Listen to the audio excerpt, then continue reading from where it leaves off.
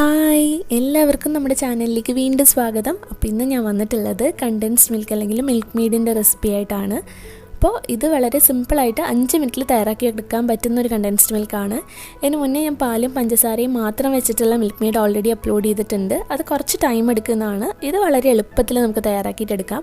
കേക്കിലും പുഡിങ്ങിലൊക്കെ ചേർക്കാൻ വേണ്ടിയിട്ട് നല്ല ടേസ്റ്റി ആയിട്ടുള്ള മിൽക്ക് മെയ്ഡാണ്. അപ്പോൾ വേഗം തന്നെ വീഡിയോയിലോട്ട് പോവാം.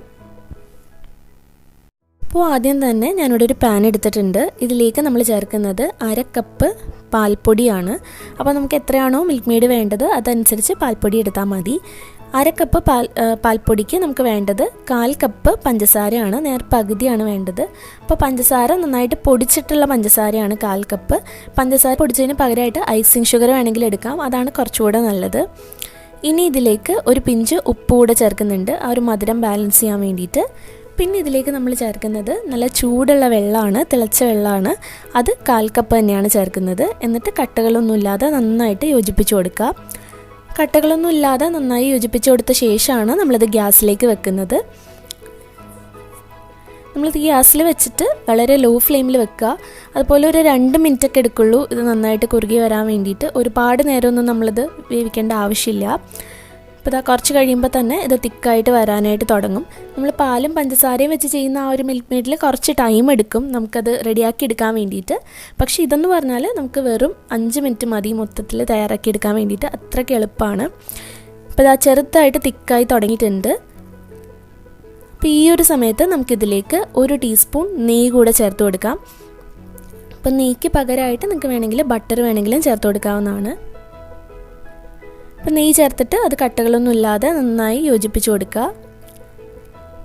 അപ്പോൾ തന്നെ തിക്കായി വരാനായിട്ട് തുടങ്ങും. അപ്പോൾ ഒരുപാട് കട്ടിയാവാൻ വേണ്ടിയിട്ട് നിൽക്കണ്ട, കാരണം ഇത് തണുത്ത് കഴിയുമ്പോൾ കുറച്ചുകൂടെ ഒന്ന് കട്ടിയാവും.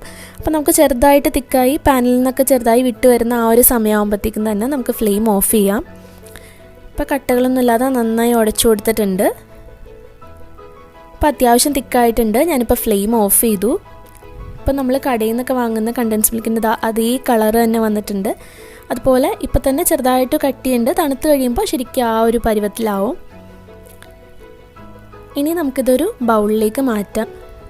ഇത് നമ്മൾ കടയിൽ നിന്ന് വാങ്ങുന്ന കണ്ടൻസ് മിൽക്കിൻ്റെ അതേ ടെക്സ്ചറും അതുപോലെ തന്നെ അതേ ടേസ്റ്റുമാണ്. നമ്മൾ പാലും പഞ്ചസാരയും വെച്ച് ഉണ്ടാക്കുന്നതും ഇതുമൊക്കെ അതേ ടേസ്റ്റ് തന്നെയാണ്. നമുക്കിതൊരു എയർ ടൈറ്റ് കണ്ടെയ്നറിലാക്കിയിട്ട് ഫ്രിഡ്ജിൽ സൂക്ഷിക്കാവുന്നതാണ്. നമുക്ക് കേക്കിലും പുഡിങ്ങിലൊക്കെ ഇത് എളുപ്പത്തിൽ തയ്യാറാക്കി എടുത്തിട്ട് ചേർത്ത് കൊടുക്കാനും എളുപ്പമാണ്.